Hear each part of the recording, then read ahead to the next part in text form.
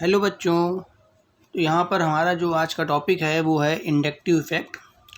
और इस लेक्चर को कोई भी अगर नीट वाला स्टूडेंट हो या इंटर पास आउट हो या वो आईटीजी वाला हो या कोई भी किसी क्लास का हो, अगर उसको इंडक्टिव इफ़ेक्ट क्लियर करना है तो इस लेक्चर को देख सकता है। आवश्यक नहीं कि वो नीट वाला हो या फिर आईटीजे वाला हो, ठीक है, या फिर हमारे पास किसी भी लेवल का अगर स्टूडेंट है, अगर इंटर या 11th क्वालिफाइड हो तो अगर वो आप देख सकते हैं कि यहाँ पर अगर आप देखना चाहें कि इंडक्टिव इफ़ेक्ट पूरा मेरे पास क्या होता है, इंडक्टिव इफ़ेक्ट की पूरी कहानी क्या है, तो वो मैं इस लेक्चर में पूरा फुल एक्सप्लेन करने वाला हूँ। ठीक है, जैसे कुछ लोग कहते हैं भाई वन शॉट में क्लियर कर लेंगे, तो वन शॉट में तो भाई कुछ नहीं हो पाएगा। यहाँ पर कम से कम 2 लेक्चर मेरे को इंडक्टिव इफ़ेक्ट को लेने पड़ेंगे, क्योंकि इंडक्टिव इफ़ेक्ट भी समझना है, साथ में मेरे को समझना है कि एप्लीकेशन पार्ट भी मेरे पास इंडक्टिव इफ़ेक्ट का क्या होता है। ठीक है ना।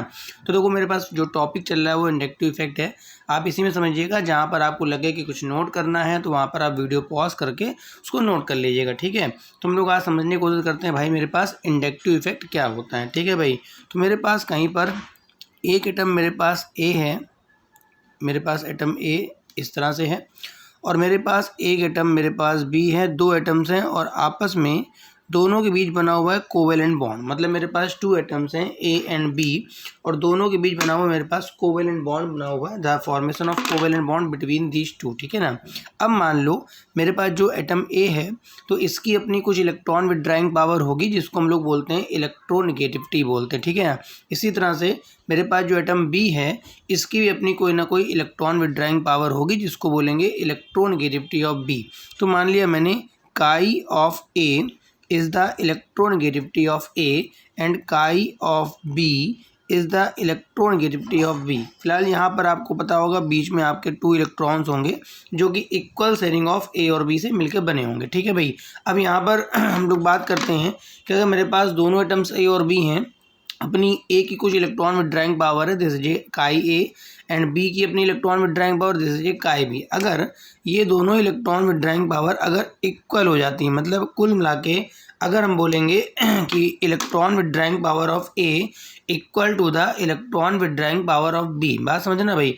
अगर मेरे पास 2 एटम्स हैं, अगर दोनों की इलेक्ट्रॉन विड्राइंग पावर इक्वल है या नियर अबाउट इक्वल है, तो हम बोलेंगे भाई यहाँ पर जो इलेक्ट्रॉन है वो बिल्कुल इक्वल शेयरिंग में रहेंगे। अगर इलेक्ट्रॉन इक्वल शेयरिंग में रहेंगे तो ये जो बॉन्ड होगा, ये पहली बात तो नॉन पोलर बॉन्ड हो जाएगा। ठीक है, मतलब मेरे पास जो बॉन्ड है वो मेरे पास कैसा बॉन्ड हो जाएगा, नॉन पोलर। कुल मिला के इसमें कहीं पर भी इस बॉन्ड में ना तो कहीं पॉजिटिव चार्ज आएगा और ना ही मेरे पास निगेटिव चार्ज आएगा। और हम ये बोलेंगे कि यहाँ पर जो बॉन्ड फॉर्मेशन हुआ है वो इक्वल शेयरिंग ऑफ इलेक्ट्रॉन्स हुआ है। इलेक्ट्रॉन डेंसिटी ना तो ए की तरफ शिफ्ट हो रही है और ना ही मेरे पास बी की तरफ शिफ्ट हो रही है। ठीक है ना। मतलब कुल मिला के 2 एटम्स हैं ए और बी, जिनमें से chi of A is the electronegativity of A and chi B is the electronegativity of B. अगर मैं ये बोल दूं कि chi of A equal to chi of B, ठीक है, मतलब दोनों की इलेक्ट्रॉन विड्राइंग पावर लगभग नियर अबाउट इक्वल है, तो हम बोलेंगे ये जो बॉन्ड है ये नॉन पोलर है। इस केस में किसी भी प्रकार का कोई भी इंडक्टिव इफेक्ट जनरेट नहीं होता है। ठीक है भाई, बात सुनिए आपने। इस केस में किसी भी प्रकार का कोई भी इंडक्टिव इफेक्ट जनरेट नहीं होता है। वो कब होता है, मान लीजिए मेरे पास अगर एटम ए है और ये बॉन्डेड है विद एटम बी, मेरे पास ए की बॉन्डिंग बी के साथ है, और मैं ऐसे बोल देता हूँ कि chi of A does not equal to chi of B. मतलब ये कहना चाहता हूँ कि ए और बी में से किसी एक की इलेक्ट्रॉन विड्राइंग पावर, इलेक्ट्रॉन को अट्रैक्ट करने की पावर ज़्यादा है और किसी एक की इलेक्ट्रॉन अट्रैक्ट करने की पावर क्या है, कम है। तो इस केस में हो सकता है कि जो इलेक्ट्रॉनिक क्लाउड है, हो सकता है ये इलेक्ट्रॉन डेंसिटी अगर मैं बोलूं कि chi of B is greater than chi of A, मतलब अगर मैं ये बोल दूं कि मेरे पास chi of B is greater than chi of A, इसका मतलब ये हो गया कि बी एटम की electron withdrawing power A atom से ज़्यादा है। तो मैं बोलूँगा यहाँ पर आप देख सकते हैं कि इलेक्ट्रॉन डेंसिटी का जो फ्लो है वो बी की तरफ मूव कर जाएगा और इस एटम बी पर एक पार्शियल नेगेटिव चार्ज आ जाएगा और इस एटम ए पर एक पार्शियल पॉजिटिव चार्ज आ जाएगा।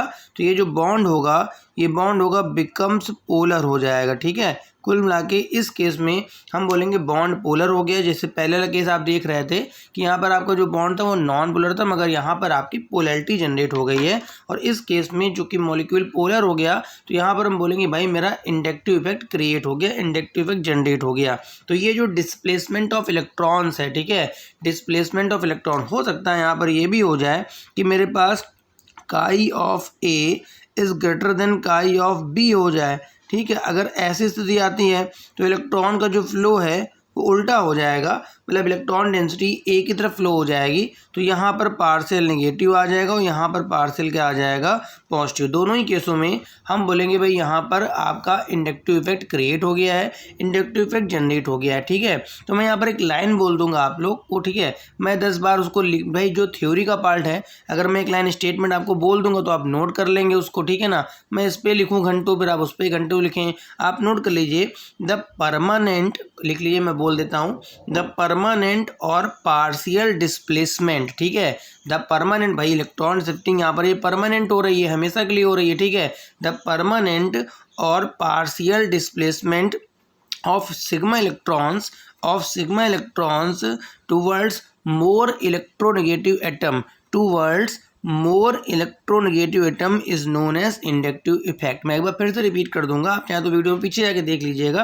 अब मैं रिपीट नहीं करूंगा क्योंकि आप वीडियो में पीछे जाके देख सकते हैं क्या मैंने बोल दिया। तो इस तरह मैं बोलूँगा कि ये जो परमानेंट इलेक्ट्रॉनिक क्लाउड की जो शिफ्टिंग होती है किसी मॉलिक्यूल में, इससे हमारा इंडक्टिव इफेक्ट क्रिएट होता है, ठीक है। अब मेरे पास कैरेक्टरिस्टिक प्रॉपर्टीज़ क्या हैं, यानी एक बात तो तय है कि अगर दो एटम्स आपस में कनेक्टेड हैं, और उनमें इलेक्ट्रोनेगेटिविटी का डिफरेंस आ रहा है, उनमें अगर इलेक्ट्रॉन विड्राइंग पावर डिफरेंट है तो इलेक्ट्रॉन शिफ्टिंग कहीं ना कहीं हो जाएगी और मॉलिक्यूल में पोलैरिटी आ जाएगी, और इस पोलैरिटी को हम लोग जो इफेक्ट नाम दिए हैं उसका नाम है इंडक्टिव इफेक्ट। अब हेडिंग आप डाल दीजिए, पहली हेडिंग तो आपकी यही मेन हेडिंग है कि आपका भाई मेरे पास इंडक्टिव इफेक्ट क्या होता है, ठीक है। अब आप डाल दीजिए characteristic of inductive effect, heading डाल दीजिए।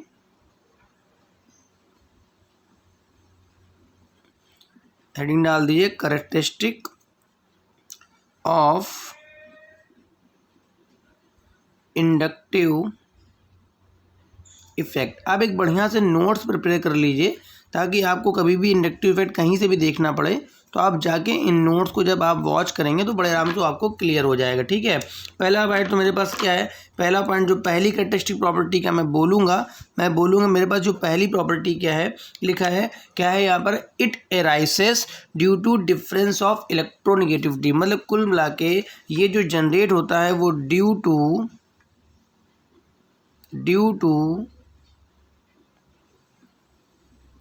डिफरेंस ऑफ इलेक्ट्रोनेगेटिविटी, मतलब दो एटम्स जो आपस में कनेक्टेड हों इनकी इलेक्ट्रोनेगेटिविटी में डिफरेंस की वजह से यहाँ पर ये क्रिएट होता है, ठीक है। अगर मेरे पास इलेक्ट्रोनेगेटिविटी में डिफरेंस नहीं हुआ, आप समझिए जो एटम्स अगर आपस में कनेक्ट हैं, अगर इनकी इलेक्ट्रॉन विड्राइंग पावर में अगर डिफरेंस नहीं हुआ तो भाई इंडक्टिव इफेक्ट क्रिएट नहीं होगा। दूसरा पॉइंट मेरे पास क्या है कि जहाँ जो इंडक्टिव इफेक्ट होता है मोस्टली सिग्मा बॉन्ड में लगता है और उसमें पाई बॉन्ड कभी भी इंटरफेयर नहीं करता है। जैसे मान लो मेरे पास कहीं पर मैंने कार्बन की कोई चेन बना ली, कार्बन की यहाँ मैंने चेन बना करके यहाँ पर मैंने क्लोरीन लिख दिया, ठीक है। अब आपको अच्छी तरह पता है कि chlorine is more electronegative than carbon. आपको अच्छी तरह पता है कि क्लोरीन की जो इलेक्ट्रॉन विड्राइंग पावर है कार्बन से ज़्यादा होती है, तो ये इधर से इलेक्ट्रॉन विड्रा करना चालू कर देगा, तो ये इंडक्टिव इफेक्ट मेरे पास चालू हो गया। इंडक्टिव इफेक्ट में क्या होता है, mostly sigma electronic cloud shift होता है। मेरी बात समझ रहे हैं,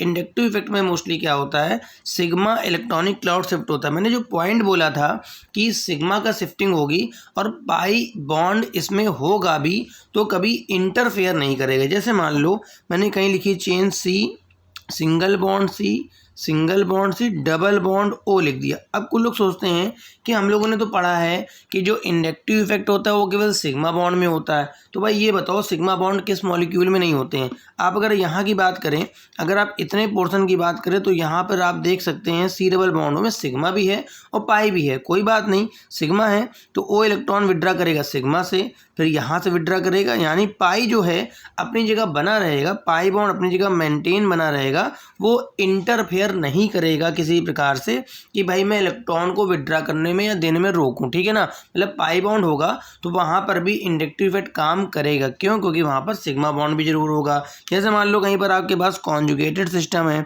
C double bond C, single bond C, double bond मैंने O लिख लिया, कोई बात नहीं। तो यहाँ पर सिग्मा तो सब जगह है ना, सिग्मा तो सभी जगह है ना। तो ये इलेक्ट्रॉन विड्रा करेगा यहाँ से, ये विड्रा करेगा यहाँ से, ये विड्रा करेगा यहाँ से, तो इस ऑक्सीजन पर पार्शियल नेगेटिव आ जाएगा, इस कार्बन पे मेरे पास पार्शियल का आ जाएगा पॉजिटिव चार्ज आ जाएगा, ठीक है ना। कुल मिला के यहाँ पर आप ध्यान रखें कि जो इंडक्टिव इफेक्ट होता है उसमें कभी भी आपका जो पाई बॉन्ड है वो कभी इंटरफेयर नहीं करता। ये बात आपको क्लियर हो गई, ठीक है ना।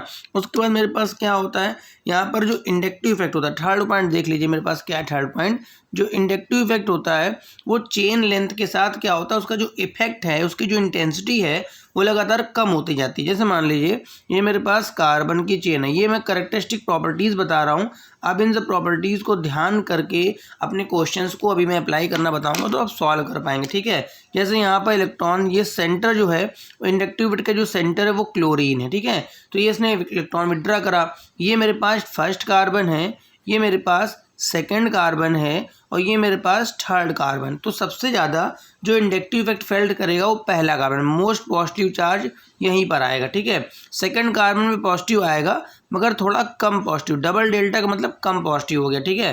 थर्ड कार्बन पे भी पॉजिटिव आएगा मगर और कम पॉजिटिव चार्ज आएगा, ठीक है। मतलब ये जो है जो इंडक्टिव इफेक्ट होता है वो जो आपकी चेन लेंथ है, ठीक है, चेन लेंथ के इन्वर्सली होता है। मतलब मैं ये बोल सकता हूँ, आप एक स्टेटमेंट लिख सकते हैं, ऐसे बना सकते हैं कि जो इंडक्टिव इफेक्ट है मेरे पास, जो भी इंडक्टिव इफेक्ट होता है वो इन्वर्सली प्रोपोर्शनल टू होता है चेन लेंथ, है ना, चेन लेंथ के इन्वर्सली प्रोपोर्शनल होता है, ठीक है। जितनी ज़्यादा चेन लेंथ बढ़ती जाएगी, क्या मतलब हुआ भाई, जितनी ज़्यादा आपकी चेन की लंबाई बढ़ती जाएगी, जैसे थर्ड कार्बन पर आप देख सकते हैं जो इंडक्टिव इफेक्ट है ये बहुत कम आया है, ठीक है ना। सबसे अधिक इंडक्टिव इफेक्ट कहाँ पर मेरे पास आया है, फर्स्ट कार्बन पे, ठीक है। सबसे अधिक इंडक्टिव इफेक्ट मेरे पास कहाँ पर आया है, फर्स्ट कार्बन पे, ठीक है। तो मैंने स्टार्ट से मैंने क्या बताया, सबसे पहले आप वीडियो पीछे जाके देख लीजिए इंडक्टिव इफेक्ट क्या है। फिर मैंने पोलर मॉलिक्यूल बताया, वहाँ पे किसी प्रकार का कोई इंडक्टिव इफेक्ट नहीं होता। फिर मैंने नॉन पोलर बताया, वहाँ पर आपका इंडक्टिव इफेक्ट काम करता है। फिर मैंने 3 कैरेक्टरिस्टिक प्रॉपर्टीज़ बताई। पहला पॉइंट मैंने क्या बताया वो आप जाके वीडियो में देख लीजिए। दूसरा पॉइंट आप वीडियो को पीछे जाके देखेंगे, मैं इस चीज़ को बार बार रिपीट करूँ, ठीक है, तो ज़्यादा बेटर नहीं रहेगा, आप वीडियो देख सकते हैं, ठीक है ना। अब इसके बाद मेरे पास आता है काइंड्स ऑफ इंडक्टिव इफेक्ट, है ना, या डाल दी heading types of inductive effect. मेरे पास कितने प्रकार का इंडक्टिव इफेक्ट होता है, तो भाई मैं बता दूं कि हमारे पास जो इंडक्टिव इफेक्ट होता है भाई मेरे, वो 2 टाइप्स का होता है, ठीक है।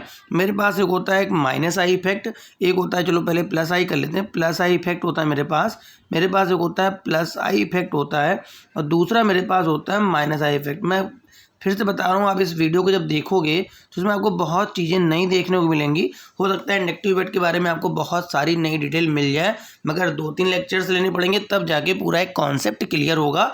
आप जब तक एक चीज़ समझ लीजिए, अगर आप किसी चीज़ को सॉल्व ट्रिक्स पढ़ते हैं तो सॉल्व ट्रिक्स जो होती हैं वो हर समय काम नहीं आती हैं। जब कभी भी कोई क्वेश्चन घुमा के उसको ट्रेंड चेंज करके देगा तो फिर आपको जो पढ़ा हुआ बेसिक फंडामेंटल्स है वही काम आएगा। आपकी जो सॉल्व ट्रिक्स होती हैं वो कुछ पर्टिकुलर फिक्स क्वेश्चंस पे ही अप्लाई होती हैं, ठीक है। हम लोग बात करते हैं अपने प्लस आई इफेक्ट की, ठीक है। तो हम लोग यहाँ पर एक क्या करते हैं, कार्बन पर हम यहाँ पर 3 R ऐसे लगा लेते हैं, ध्यान से देखिएगा मैं क्या बता रहा हूँ, और यहाँ पर मैं हाइड्रोजन को अटैच कर लेता हूँ और इसको मैं मानता हूँ रेफरेंस एटम। मतलब मेरे पास जो हाइड्रोजन है वो रेफरेंस एटम है और ये पोर्शन मेरे पास सबस्ट्रेट होता है। मतलब ये जो कार्बन वाला पोर्शन है ये मेरे पास सबस्ट्रेट है, ठीक है। अभी मैं मानता हूँ कि यहाँ C और H के बीच लगभग बहुत कम इंडक्टिव इफेक्ट होता है, बहुत रेयर है, क्योंकि दोनों के जो इलेक्ट्रोनेगेटिविटी नियर अबाउट सेम है, ठीक है। हाँ, कार्बन H में थोड़ा सा डिफरेंस होता है। मैं इसको मानता हूँ सबस्ट्रेट है, ये मेरे पास सबस्ट्रेट है और इसके साथ मैंने हाइड्रोजन को अटैच कर रखा है, ठीक है भाई। ये मेरे पास सबस्ट्रेट है और इसके साथ मैंने किसको अटैच कर रखा है, हाइड्रोजन को। अब मैंने क्या करा, इस हाइड्रोजन, ये मेरे पास रेफरेंस एटम है, मेरे पास जो एटम है वो मेरे पास रेफरेंस एटम है। मेरे पास जो हाइड्रोजन है वो मेरे पास रेफरेंस एटम है, बेसिक एटम है। मैं मानता हूँ C और H में किसी प्रकार का कोई इफेक्ट नहीं है। अब मैं क्या करता हूँ, यहाँ पर अपने हाइड्रोजन को हटा करके मैं प्लस का Cl ऐड कर देता हूँ, ठीक है। मतलब मैंने हाइड्रोजन हटा लिया और मैंने यहाँ पर Cl को अटैच कर लिया, तो ये मेरे पास आपका सबस्ट्रेट का मॉलिक्यूल यहाँ R है, यहाँ R है, आप देखते हैं यहाँ R है, तो इस जगह पे मेरे पास Cl हो गया। जब यहाँ पर Cl हो गया तो भाई Cl की जो इलेक्ट्रोनेगेटिविटी होती है वो तो 3.0 होती है, ठीक है। और जो मेरे पास कार्बन की होती है वो 2.5 के नियर अबाउट होती है। मतलब मेरे पास जो कार्बन है उसकी जो इलेक्ट्रॉन विड्राइंग पावर है वो 2.5 होती है। तो सीधी सी बात है, क्लोरीन इलेक्ट्रॉन विड्रा कर लेगा और अपने ऊपर तो लिया आएगा पार्शियल नेगेटिव और इस कार्बन पे आ जाएगा पार्शियल पॉजिटिव। मतलब जो रेफरेंस एटम S था उसके बदले मैंने कोई ऐसा एटम लगाया जिसने अपनी तरफ, अपनी ओर, अपनी साइड में इलेक्ट्रॉन को भाई विड्रा कर लिया। जब विड्रा कर लिया ना तो मैं ये बोलूँगा इलेक्ट्रॉन विड्राइंग ग्रुप लग गया, मैं बोलूँगा इलेक्ट्रॉन विद ड्राइंग ग्रुप लग गया, मैं बोलूँगा इलेक्ट्रॉन विद ड्राइंग ग्रुप लग गया, ठीक है। अगर ऐसा हो गया मतलब रेफरेंस एटम के बदले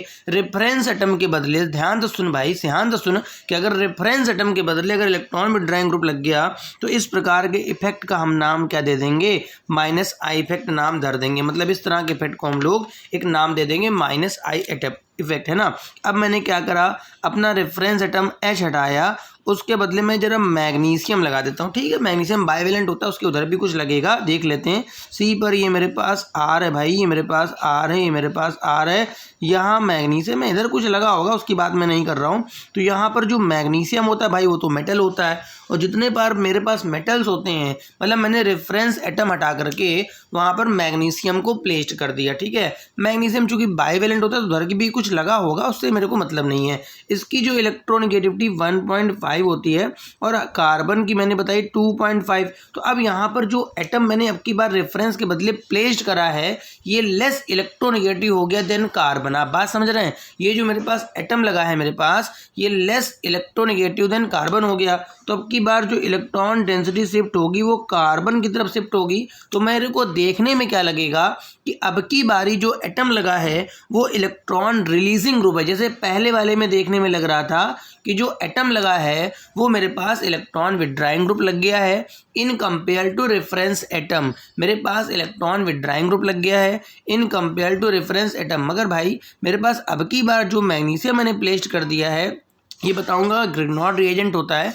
तो मेरे पास जो मैग्नीशियम लग गया है चूँकि इसकी इलेक्ट्रोनेगेटिविटी 1.5 है जो कि कार्बन से लगभग नियर अबाउट 1 कम है, तो कार्बन इलेक्ट्रॉन विड्रा कर लेगा तो मैग्नीशियम की तरफ से। तो मेरे को देखने में लगेगा कि मैग्नीशियम या जो ग्रुप लगा है जो भी एटम है ये इलेक्ट्रॉन रिलीज करेगा, इलेक्ट्रॉन रिलीजिंग ग्रुप लग गया मेरे पास। क्या लग गया, इलेक्ट्रॉन रिलीजिंग ग्रुप लग गया। भाई अगर ऐसा हो गया तो हम बोलेंगे अब की बार जो इलेक्ट्रॉन डेंसिटी मिलना चालू हो गई कार्बन की चेन को ना, तो ये मेरे पास इफेक्ट कौन सा आ जाएगा, मेरे पास ये जो इफेक्ट आ जाएगा भाई मेरे पास +I इफेक्ट आ जाएगा। तो ये जो इफेक्ट मेरे पास आ गया है ये मेरे पास +I इफेक्ट आ गया है, ठीक है। तो ये मेरे पास जनरलाइज पॉइंट है, 2 प्रकार का है मेरे पास, एक मेरे पास +I इफेक्ट है, एक मेरे पास -I इफेक्ट है, ठीक है ना। अब एक जनरल पॉइंट बताने वाला हूँ, ये आप ध्यान सुनेंगे। आप अपने स्टेटमेंट्स को, आप इस लेक्चर को नोट डाउन कर लें, इंडक्टिव इफेक्ट की पूरी जानकारी दी जाएगी। जैसे बहुत लोग 1 शॉट में क्लियर करते हैं। 1 शॉट का मतलब खुद तो 4 घंटे ब्रेक लेके बना दिया,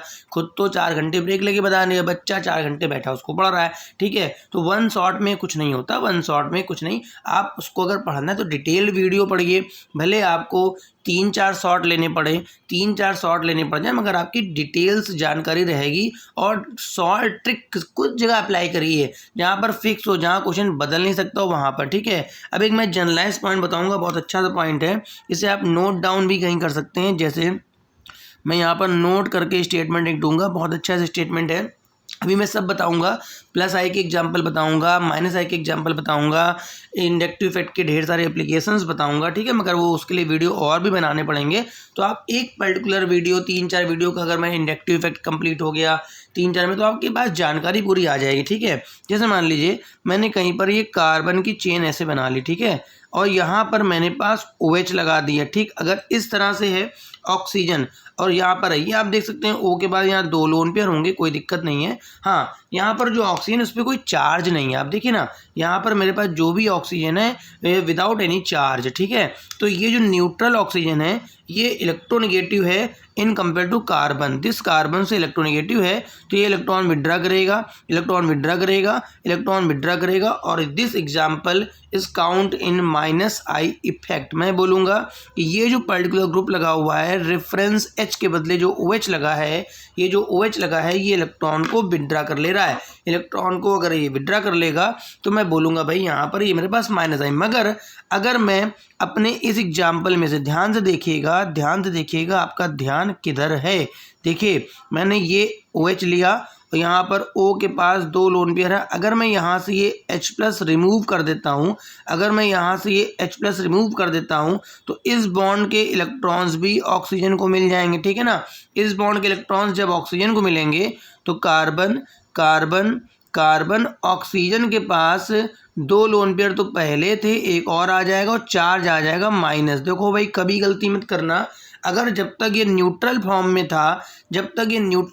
था तब तक तो ये कार्बन की तरफ से इलेक्ट्रॉन डेंसिटी को विड्रा कर रहा था, ठीक है ना। मगर जब ये एनायनिक फॉर्म में आ जाएगा तो यहाँ पर there is a more electronic repulsion. आप देखिए ना, there is a more electronic repulsion, जो कि अच्छी चीज़ नहीं है। इलेक्ट्रॉनिक रिपल्सन एक बेटर चीज़ नहीं है, रिपल्सन कहीं भी अच्छी चीज़ नहीं होती है।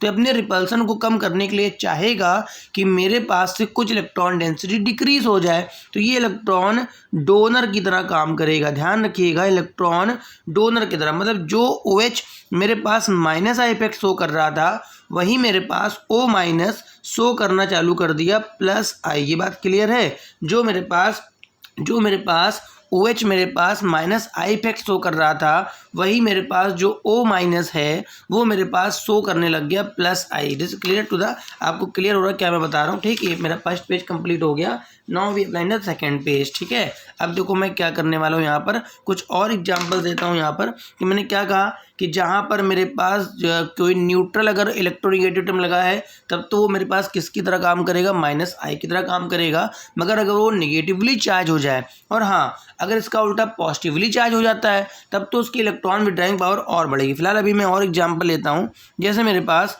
कार्बन पे मेरे पास मैंने NH2 लगा दिया। यू एवरीथिंग नो कि यहाँ पर नाइट्रोजन ट्राइवेलेंट होता है, यहाँ N के पास एक लोन पेयर है भाई, ठीक है ना। तो this is a neutral nitrogen, है ना। नाइट्रोजन पे 3 बॉन्ड बनेंगे, जैसे ऑक्सीजन पे जनरली 2 बॉन्ड बनते हैं, तो 2 बॉन्ड बनने के बाद वो मोस्टली उस पर चार्ज नहीं होता, ठीक है। मगर जब ऑक्सीजन पे सिंगल बॉन्ड बनेगा तो कहीं ना कहीं ऑक्साइड आयन होगा वो थोड़ा सा, तो यहाँ पर न्यूट्रल है। तो this nitrogen is electronegative than carbon and hence withdraw the electron density from the carbon, ठीक है। This example is the well known as -I effect. मतलब ये जो एग्जाम्पल आप काउंट करने वाले हैं वो -I में आप काउंट करेंगे। किसमें आप काउंट करेंगे, -I में, ठीक है। अब मैं क्या करता हूँ, धीमे से एक H यहाँ से डिस्प्लेस कर देता हूँ H+ फॉर्म में, तो इस बॉन्ड के इलेक्ट्रॉन नाइट्रोजन गेन कर लेगा।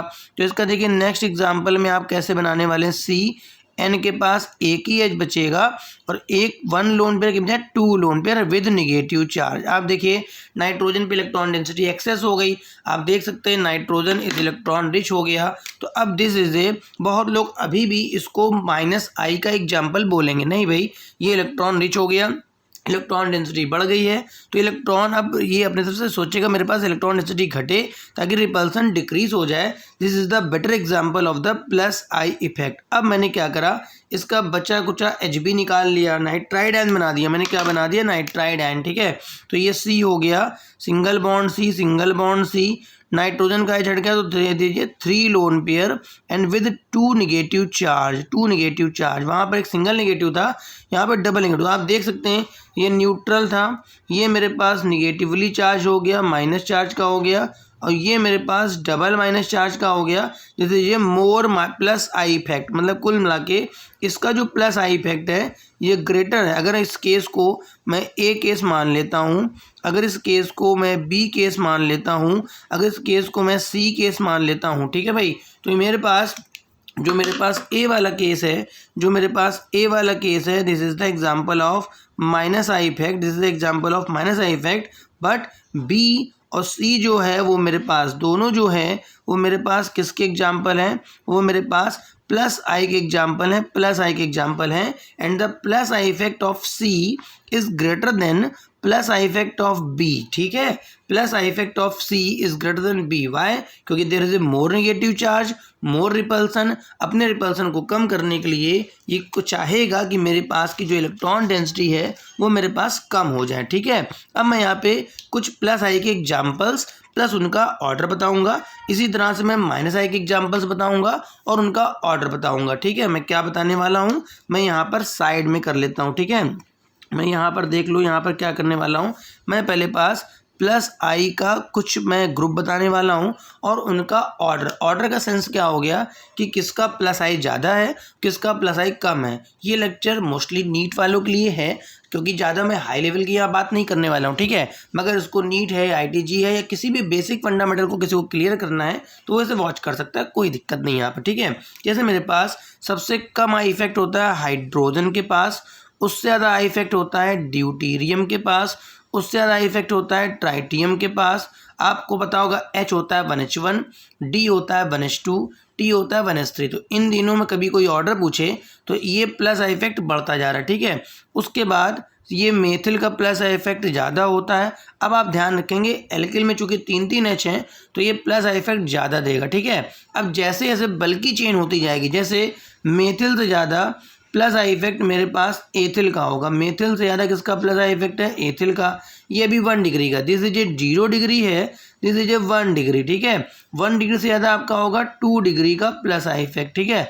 1 डिग्री से आपका ज़्यादा होगा 2 डिग्री का प्लस आई इफेक्ट। आप ध्यान रखेंगे कि जैसे जैसे बल्कि होता जाएगा वैसे वैसे प्लस आई इफेक्ट इंक्रीज होना चालू हो जाता है, ठीक है। यहाँ पर मेरे पास 3rd डिग्री का एल्किल ग्रुप है और this is a maximum plus I group, ठीक है। ये 3rd डिग्री का है जो इसका प्लस आई ग्रुप क्या है, मैक्सिमम है, ठीक है। तो ये जनरलाइज वो उतने ग्रुप्स हैं जो आपके मोस्टली यूज हो सकते हैं इन क्वेश्चंस, ठीक है ना। मैंने उन्हीं को लिख रखा है जो मोस्टली क्वेश्चंस में आपके इस्तेमाल करे जा सकते हैं। बात समझ में आ रही है? मैं ज़्यादा हाई लेवल के लिए नहीं जा रहा हूँ। तो ये आप इधर से इधर एक टेबल ऐसे एरो बना सकते हैं और नीचे आप लिख सकते हैं इसमें इंक्रीजिंग ऑर्डर ऑफ, नीचे लिख सकते हैं इंक्रीजिंग ऑर्डर ऑफ, मेरे पास हो गया प्लस आई इफेक्ट, ठीक है।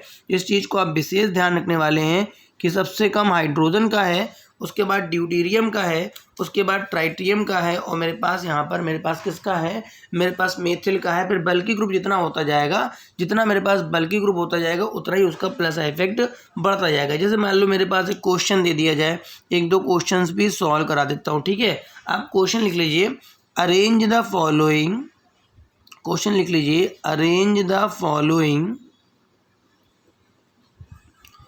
Into increasing order of plus I effect, ठीक है। प्लस आई इफेक्ट मेरे पास ऑप्शन नंबर ए है, सी पर उसने 3H लगा दिए, ऑप्शन नंबर ए।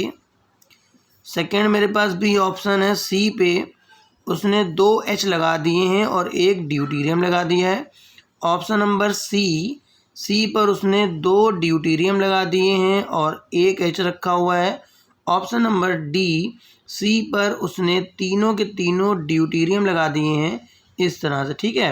अब ये मेरे पास 4 ऑप्शंस हैं, कहना इनको अरेंज करना है भाई increasing order of plus I effect. तो मैंने अभी आपको अब डिटेल्ड बताई कि देखिए इन दोनों को चेक करिए कि आप ध्यान से देखिए, सॉरी यहाँ पर मेरे पास हाइड्रोजन ड्यूटीरियम में मेरे पास ड्यूटीरियम का प्लस आई इफेक्ट ज़्यादा होता है। मतलब जिस ग्रुप में ये मेरे पास नॉर्मल एल्किल ग्रुप है और ये मेरे पास ड्यूटीरियम डेरिवेटिव ग्रुप्स हैं, तो चूंकि आपको मैंने बता दिया है, अभी आपको बेसिक सिखा दिया है कि ड्यूटीरियम का जो प्लस आई इफेक्ट है वो ज़्यादा है इन कंपेयर टू हाइड्रोजन, ठीक है ना। तो इस वजह से जिसमें जितने ज़्यादा ड्यूटीरियम लग जाएंगे, जिसमें जितने ज़्यादा आपके ड्यूटीरियम लग जाएंगे उसका प्लस आई इफेक्ट उतना ज़्यादा होगा। देखिए यहाँ पर तीनों के तीनों आपके क्या लगे हैं, हाइड्रोजन लगे हैं। यहाँ पर एक डी आ गया, यानी वो ग्रुप आ गया जिसका प्लस आई इफेक्ट ज़्यादा हो गया, ठीक है। यहाँ पे उस तरह के आप देख सकते हैं 2 ग्रुप हो गए, मतलब 2 प्लस आई इफेक्ट ज़्यादा वाले हो गए। इस जगह पे आप देख सकते हैं तीनों के तीनों वही हो गए। तो सीधी सी बात है, जो लास्ट वाला ग्रुप है डी वाला, इसका मेरे पास प्लस आई इफेक्ट मैक्सिमम, यानी जो ऑर्डर बनेगा ए से अधिक प्लस आई इफेक्ट किसका होगा, बी का होगा, बी से अधिक प्लस आई इफेक्ट किसका होगा, सी का होगा, सी से अधिक प्लस आई इफेक्ट डी का। तो आप नीचे लिख लीजिएगा increasing order of plus I effect, मेरे पास हो गया increasing order of plus I effect. अब मेरे पास क्वेश्चन नंबर ये 1 हो गया। अब मैं क्वेश्चन नंबर 2 यहाँ पर एक देता हूँ। यहाँ पर क्वेश्चन भी साथ में सॉल्व कर लेते हैं हम लोग तो ज़्यादा बेटर रहेगा। क्वेश्चन नंबर मेरे पास मैं यहाँ पर एक 2 क्वेश्चन दे रहा हूँ। क्वेश्चन वही है, अरेंज द फॉलोइंग इनटू, मेरे बैच में टाइम निकाल के आइए, समय निकाल के आइए, डिटेल वीडियो होगा, शॉर्ट ट्रिक्स कम होंगी क्योंकि शॉर्ट ट्रिक्स हर जगह काम नहीं आती हैं, और अगर आपको 1 शॉट में पढ़ना है तो कहीं और पढ़ लीजिए, ठीक है। Arrange the following into increasing order of plus I effect, ठीक है। तो देखो मेरे पास यहाँ पर क्या अरेंज करना है। मेरे पास मेरा जो पहला ऑप्शन ए है उसमें सी पे मैंने तीनों एच लगा दिए हैं, सी पे मैंने तीनों एच लगा दिए हैं। बी वाले ऑप्शन में मैंने सी पे तीनों डी लगा दिए हैं, सी पे तीनों डी लगा दिए हैं। और सी वाले ऑप्शन में सी पे तीनों ट्राइटियम लगा दिए, टी मतलब ट्राइटियम हो गया, ठीक है। अब इन तीनों को अरेंज करना है भाई। तो आप देख सकते हैं यहाँ पर तीनों वो लिखे हैं जिनके प्लस आई इफेक्ट क्या है, कम है। यहाँ पर तीनों वो लिखे हैं जिनके प्लस आई इफेक्ट हाइड्रोजन से ज़्यादा होते हैं। यहाँ पे तीनों वो लिखे हैं जिनके प्लस आई इफेक्ट ड्यूटेरियम से भी ज़्यादा होते हैं। तो जाहिर सी बात है जो मेरे पास ऑर्डर बनेगा वो ए से ज़्यादा बी, बी से ज़्यादा सी। तो ये भी मेरे पास मैं बात कर रहा हूँ प्लस आई इफेक्ट के इंक्रीजिंग ऑर्डर की, ठीक है। यहाँ तक बात क्लियर हो गई। अब जैसे मैंने अभी आप देखिए मैंने यहाँ पर आपको प्लस आई इफेक्ट के कुछ ग्रुप्स का ऑर्डर बता दिया है, मैंने यहाँ पर आपको प्लस आई का ग्रुप का ऑर्डर बता दिया है। इसी तरह से मैं अब चूँकि इस पेज में पहले मैं माइनस आई ग्रुप का इफेक्ट का ऑर्डर बताऊँगा, मतलब माइनस आई के लिए कौन कौन से मेरे पास ग्रुप्स हैं मैं उनको बताने वाला हूँ, ठीक है। तो इस ऑर्डर को आप नोट कर लीजिए, बड़ा यूज़फुल ऑर्डर रहेगा। कुछ लोगों को वास्तव में यही नहीं पता कि कौन सा ग्रुप ज़्यादा इलेक्ट्रॉन विड्रा करता है, बस एक अंदाजे से ऑर्गेनिक केमिस्ट्री लोग क्या करते हैं, अंदाजे बेस पे अपना करके दाएं में करके आ जाते हैं, तभी उनके क्वेश्चंस रॉन्ग हो जाते हैं, ठीक है। तो मेरे पास यहाँ पर एक ग्रुप है बहुत इंपॉर्टेंट, बहुत कम लोग जानते हैं। तो यहाँ पर एन पर अगर मैं 3 R लगा दूँ, ये पॉजिटिव चार्ज कर दूँ। एक मैं बताऊँगा अभी नेक्स्ट वीडियो में कि जितने मेरे पास पॉजिटिव चार्ज वाले ग्रुप होते हैं जैसे ऑक्सोनियम हो गया, सल्फोनियम हो गया, quaternary ammonium salt, this is a quaternary ammonium salt, मतलब यहाँ नाइट्रोजन पे 3 तरफ R लगा है और ये किसी कार्बन की चेन से जुड़ा भी होगा, तो क्वार्टरनरी अमोनियम सॉल्ट, इसका जो माइनस आई इफेक्ट है ये मैक्सिमम होता है। मैंने बोला कि एक डिटेल अभी मैंने स्टेम पे दूंगा इसकी, मैं तो आइए अभी यहाँ इसको स्टॉप कर दूंगा अभी यहाँ पर। तो ये जो क्वार्टरनरी अमोनियम है इसका जो माइनस आई इफेक्ट होता है बहुत ज़्यादा होता है। उसके बाद नाइट्रोजन पे नॉर्मल वैलेंसी 3 होती है, मगर जब 4 बॉन्ड बन जाते हैं तो पॉजिटिव, मगर अगर तीनों एल्किल ग्रुप भी लगे हैं, आप ये मत दिमाग लगाइए यहाँ पर कह रहे यार तो प्लस आई होता है, वो रिपल्सन उसका एक कारण होता है, वो तो आपके मतलब का नहीं है। रिपल्सन एक कारण है कि रिपल्सन की वजह से ये अपने इलेक्ट्रॉन को विड्रा करके अपने आप को थोड़ा स्टेबलाइज करता है, ठीक है। उसके बाद मेरे पास नेक्स्ट है सल्फोनियम। सल्फर पर नॉर्मली 2 बॉन्ड होते हैं, मगर अगर 3 बॉन्ड बन जाए तो मेरे पास पॉजिटिव चाहिए। मेरे पास सल्फोनियम है, इससे कम इलेक्ट्रॉन विड्राइंग पावर इसकी होती है, ठीक है। उसके बाद मेरे पास सिंपल अमोनियम है। सिंपल अमोनियम का मतलब N पे सारे H लगे हों, सिंपल अमोनियम का मतलब N पे सारे क्या लगे हों, H लगे हों, मेरे पास पॉजिटिव चार्ज। अब इसके बाद मैं यहाँ पर नाइट्रो ग्रुप आ गया। नाइट्रो के इलेक्ट्रॉन विड्राइंग काफ़ी ज़्यादा होती है, अगर इन तीनों से कम है, उससे कम मेरे पास जो होता है, मेरे पास आपका ग्रुप है CHO ग्रुप हो गया, ठीक है। मेरे पास इसके बाद CN ग्रुप नाइट्राइल ग्रुप हो गया। नाइट्राइल के बाद मेरे पास COOH ग्रुप हो गया, ठीक है। इनसे क्या आगे आप एक लाइन ड्रा कर लें इस तरह से।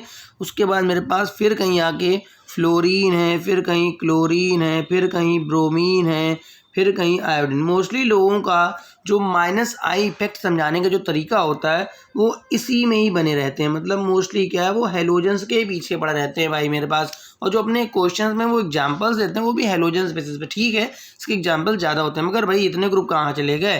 तो ये मेरे पास ये क्वार्टनरी है, नाइट्रोजन पे 3 R लगे, इसकी डिग्री 4 है, 4 कार्बन है, तो यहाँ पर इसका जो माइनस आई वो मैक्सिमम है। उसके बाद मेरे पास सल्फोनियम है, ये सिंपल अमोनियम है, फिर नाइट्रो है, एल्डिहाइड है, CN है, CH। तो ये डिक्रीजिंग ऑर्डर ऑफ, मैं लिख देता हूँ यहाँ पर, ये माइनस आई का डिक्रीजिंग क्रम, मतलब इसका माइनस आई इफेक्ट मैक्सिमम है, इसका माइनस आई इफेक्ट मैक्सिमम है, और इसका जो इन सब में माइनस आई इफेक्ट मिनिमम है। ये बात समझ रहे हैं। तो ये मेरे पास decreasing order of minus I effect. जो शुरुआत में लिखा है उसके बाद मेरे पास उसका माइनस आई इफेक्ट सबसे ज़्यादा है, और जो लास्ट में लिखा है उसका माइनस आई इफेक्ट सबसे कम है। और भी कुछ ग्रुप्स होते हैं जो मैं लिख सकता ना, मगर मैंने कहा ना ये जो नीट वाले हैं वो अपनी ऑर्गेनिक केमिस्ट्री को अगर मजबूत करना चाहते हैं तो मेरे लेवल पे आके जुड़ें, मुझसे कांटेक्ट करें, मेरे को आगे मेरे यूट्यूब पे लेक्चर्स देके अपनी ऑर्गेनिक केमिस्ट्री को, अभी लेक्चर्स बहुत सारे टॉपिक्स के आएंगे, जीओसी के आएंगे, पूरा आपका पूरा ऑर्गेनिक केमिस्ट्री कवर होगी, कोऑर्डिनेशन है, इनऑर्गेनिक केमिस्ट्री के कई सारे टॉपिक्स में लेके आऊँगा अभी धीमे धीमे। आपको जिस टॉपिक में डाउट हो, अगर किसी को किसी पर्टिकुलर टॉपिक पे डाउट है तो अपना डाउट लिख के भेज दिए, मैं उस टॉपिक का वीडियो बना के, चैप्टर वाइज ही आएगा। अभी जैसे जीओसी का स्टार्ट हुआ है तो जीओसी के बाद कोई नेक्स्ट आज आपका चालू हो जाएगा, चैप्टर वाइज डिटेल्ड वीडियो आएंगे, शॉर्ट 1 शॉर्ट 2 शॉर्ट नहीं होगा, कम से कम 3 और 4 शॉर्ट में आपका कंप्लीट होगा। ठीक है, तो यहाँ तक मैंने डिटेल आपको दे दी। अब नेक्स्ट में मैं बात करूँगा अपने इंडक्टिव इफेक्ट के एप्लीकेशंस की। तो मोस्टली स्टेबिलिटी ऑफ कार्बोकेटायंस है, कार्बन आयंस है, एसिडिटी है, बेसिसिटी है, तो इन सब का भी एक वीडियो बन के आएगा। तो 2 या 3 वीडियो में आपका इंडक्टिव इफेक्ट जो है वो नीट लेवल पे आपका पूरा कंप्लीट हो जाएगा। इसको आप नीट वाले हैं, जेई वाले भी देख सकते हैं, उनको भी काफ़ी जानकारी यहाँ से मिल जाएगी। Thank you so much for the watching. ठीक है।